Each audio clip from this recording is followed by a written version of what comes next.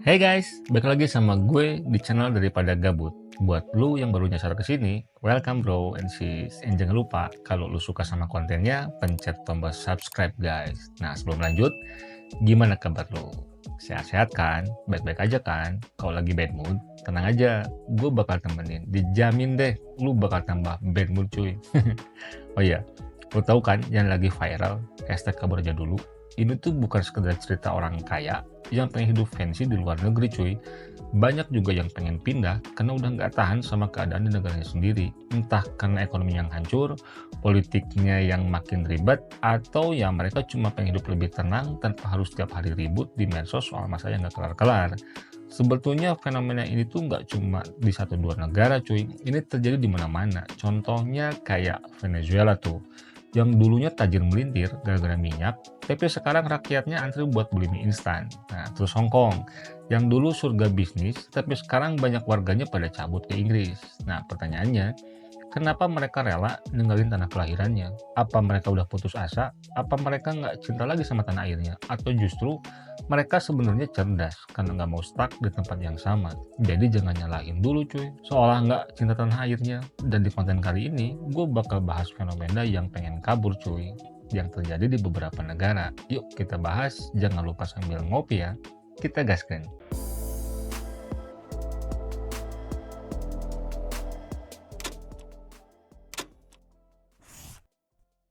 Oke cuy, sekarang coba lu bayangin. Lu udah kerja tiap hari, tapi gaji pas-pasan. Harga kebutuhan pokok naik terus. Pajak makin tinggi, tapi fasilitas umum ya masih gitu-gitu aja. Duit lu lebih cepat nguap daripada waktu lu buat istirahat. Bandingin sama negara Nordik tuh cuy, kayak Norway, Finland, Swedia.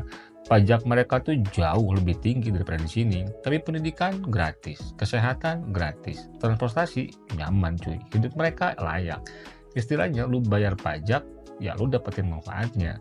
Tapi di sini ya pajaknya naik. Rakyat masih harus keluar duit buat sekolah, rumah sakit, dan fasilitas publik. Ya begitulah.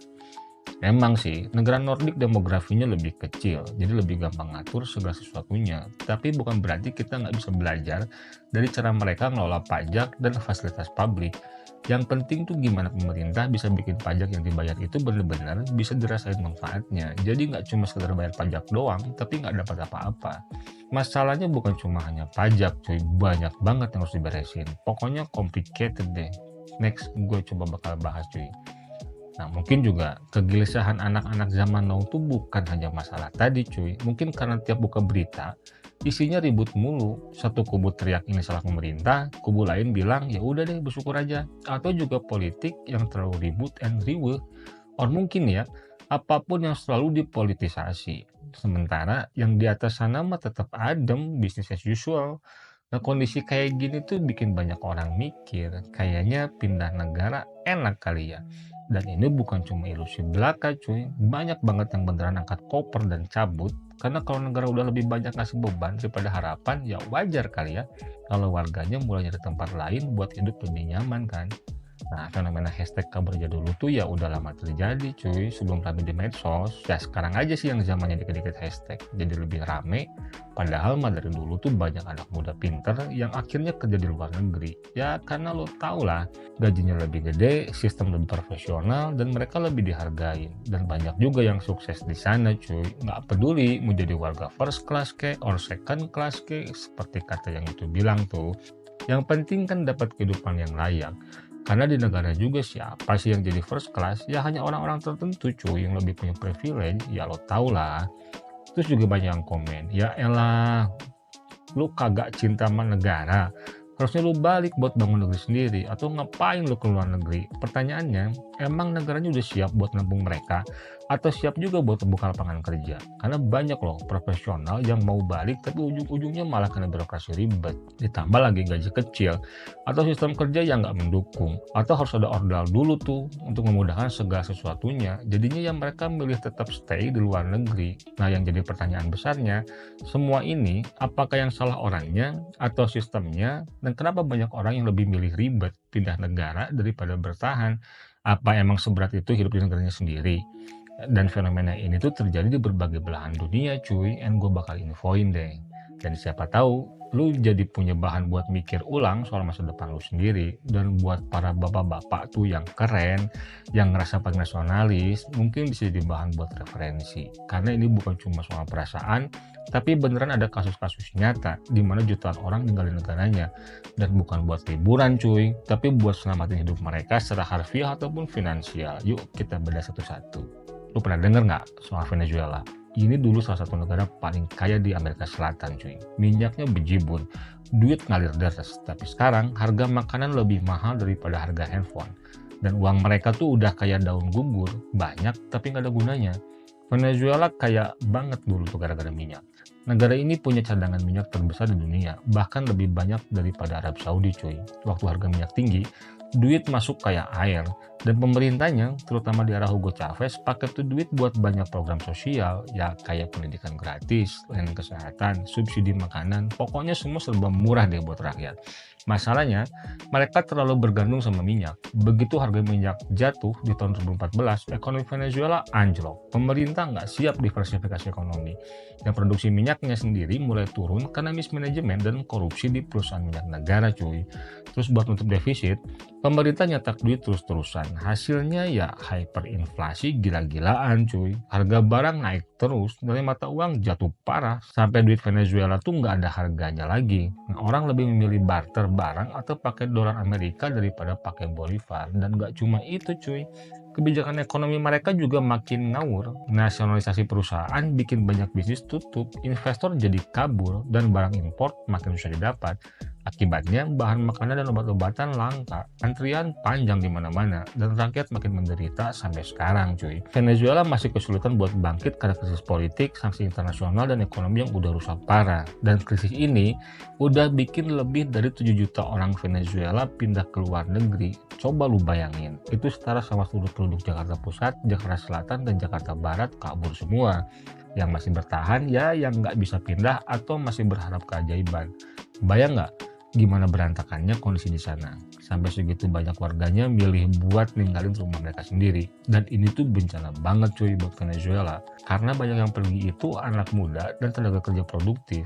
Jadi negaranya makin susah buat bangkit. Bayangin, yang tersisa kebanyakan orang tua dan anak-anak yang lebih rentan sama krisis. Sementara itu, ekonomi yang udah hancur makin sulit pulih karena tenaga ahlinya ya pada pergi. Di sisi lain, negara-negara tujuan rakyat Venezuela kayak Kolombia, Peru, dan Brazil jadi kebanjiran migran cuy. Ada yang sukses beradaptasi dan kerja di sana, tapi nggak sedikit juga yang struggle susah cari kerja atau bahkan kena diskriminasi. Ini juga bisa bikin ketegangan sosial di negara-negara tujuan cuy. Ya intinya, krisis ini nunjukin betapa parahnya situasi Venezuela, sampai warganya lebih milih hidup di luar negeri daripada bertahan di kampung sendiri. Nah dampaknya, Venezuela makin kehilangan generasi yang harus bisa ngebangun negara mereka lagi. Apa kita mau kayak gini? Gua harap sih jangan, karena negara kita ini sangat potensial. Negara kita masih butuh orang yang cerdas, yang jujur, berintegritas. Cuma ya nggak tahu apanya yang harus dibenerin. Apalagi tuh ya, menurut data dari Kemenlu, jumlah diaspora Indonesia di luar negeri itu lebih dari 9 juta orang. Itu tuh banyak banget cuy.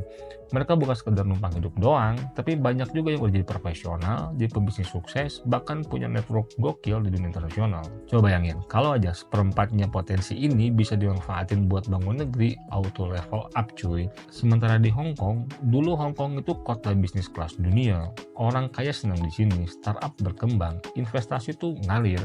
Tapi sejak pemerintah Cina mulai ngatur ketat, banyak warga yang mulai ngerasa kayaknya hidup gue bakal makin ribet ya di sini. Dan bener aja, setelah Cina makin ketat ngatur Hong Kong, banyak yang merasa hak kebebasan mereka tuh dikurangin. Ya kayak demo, ditangkap, kritik pemerintah bisa kena kasus. Jadi nggak heran ratusan ribu warga Hong Kong milih angkat kaki pindah ke Inggris, ke Kanada, ke Australia, dan ke Singapura. Kasarnya ya mending repot adaptasi di negara baru daripada tiap hari was-was kan. Oke bro, kita udah bahas ya, kenapa orang pada cabut di negaranya. Tapi sekarang pertanyaannya, salah nggak sih kalau orang pengen pindah negara? Meskipun ya katanya banyak yang bisa diolah di negeri ini. Cuman ya, taulah. Atau juga banyak yang bilang, lu tuh pengkhianat bangsa, udah dikasih makan di sini, gede di sini, malah lari ke luar negeri. Tunggu dulu cuy, emangnya hidup itu game story mode? Dan juga banyak tuh yang bilang, kalau pindah negara itu berarti udah nggak cinta lagi sama tanah airnya. Tapi coba deh lu pikir, mereka yang cabut ke luar negeri ini bukan sekedar kabur cuy, Mereka nyari peluang, nyari hidup yang lebih baik, dan banyak dari mereka tetap bantu negara asalnya. Pertanyaan baliknya, apakah keadilan bagi seluruh rakyatnya ini udah dijalankan dengan baik apa belum? Karena banyak loh pekerja migran yang kirim miliaran dolar tiap tahun buat keluarganya di kampung. Dan banyak juga pengusaha yang sukses di luar tetap investasi di tanah airnya. Jadi ya, siapa yang ngasih dampak? Mereka yang cabut tapi tetap berkontribusi, atau mereka yang stay tapi kerjanya cuma nyinyir dan menyalahkan, atau juga orang yang menyalahgunakan wewenang cuy. Menurut lo siapa yang lebih berkontribusi? And fakta simpelnya nih cuy, negara yang nyaman tuh gak perlu takut warganya pada kabur. Kenapa? Karena orang bakal stay kalau mereka merasa hidupnya cukup layak. Di negara-negara kayak gitu ya hampir nggak ada yang pengen pindah cuy, karena ya ngapain, gaji tinggi, fasilitas bagus, hidup seimbang. Ya lu pikir orang Norway bakal rela pindah ke tempat yang lebih ribet? Ya enggak lah, ya kecuali kalau jatuh cinta sama bully di negara lain cuy, itu mah beda cerita.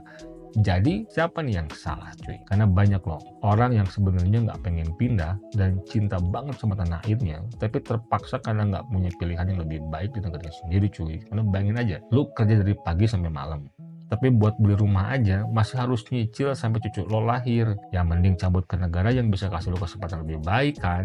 Terus kalau kalian gimana nih? Kalau misalkan ya dikasih kesempatan buat keluar negeri, lu bakal cabut atau lu bakal tetap stay? Dan menurut lu mencari kehidupan yang layak di negara lain itu salah atau justru wajar? Komen di bawah, karena gue pengen tahu nih gimana pendapat lu. Karena yang jelas hidup itu ya pilihan, mau di sini atau di luar ya sama aja lah. Yang penting lu bisa hidup dengan layak dan bahagia. Dan kalau masih mau stay, yuk kita jadi agen perubahan cuy. Meskipun ya berat sih, tapi kita coba deh dari yang kecil. Nah kalau gua sih ya, kayaknya gue mau ke kampung aja cuy. Gue mau bertani. Siapa tahu kan bisa berkontribusi buat negeri ini. Dan siapa tahu next negeri ini bisa jadi lumbung pangan dunia cuy. Oke, sekian dulu konten gue kali ini. Jangan lupa like, share, and subscribe biar nggak ketinggalan konten seru lainnya cuy. See you di next video and bye-bye.